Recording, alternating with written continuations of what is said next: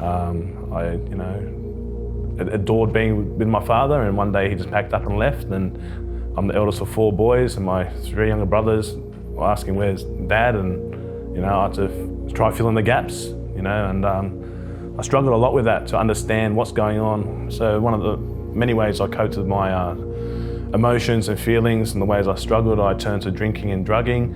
I hanged out with people who were like-minded, like myself. I did a lot of criminal activities. I was hurting people because I was hurt. With work, I struggled a lot. I didn't like taking directions from people. I'd sneak away, have a quick drink, have a drug. I didn't want to admit to myself that I had a problem.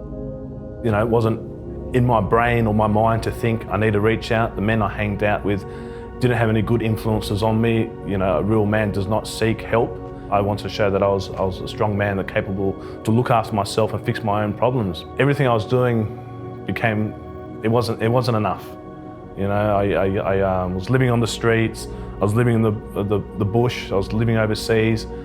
I looked at myself in the mirror and actually realised that I've got a problem, I'm the one with the issues.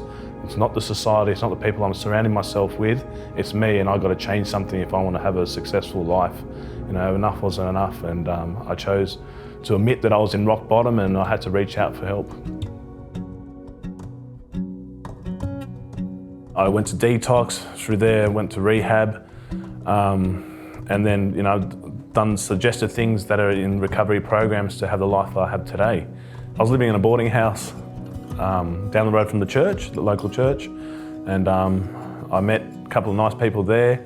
They were willing and interested in me, in Paul, who I was, with all my flaws and with my craziness and my thinking. They were willing to get to know me. I was willing to be honest to them and tell them what I need help with and what I was struggling with. They'll take me out for a coffee. They'll ask if I need clean clothes. They'll ask if I need food. They'll give me a sense of belonging. They'll give me their time, unwilling, time. They'll give me, unconditional love and just bring me back up. Keep on giving me positive vibes, reassuring me that my life choices before are not the ones I've made today. It's important to be part of a community. For me, I find that being part of the church family is really good. I really enjoy being part of that community. I learn a lot from it, and I have a sense of belonging. So it gives me a positive look on life. Being okay today is about a choice.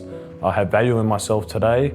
I like to reflect on my day at the end of the day and know that I've done the best I can within myself to have a good outcome of my day. It's about me being positive and doing things that I usually wouldn't do to feel this way.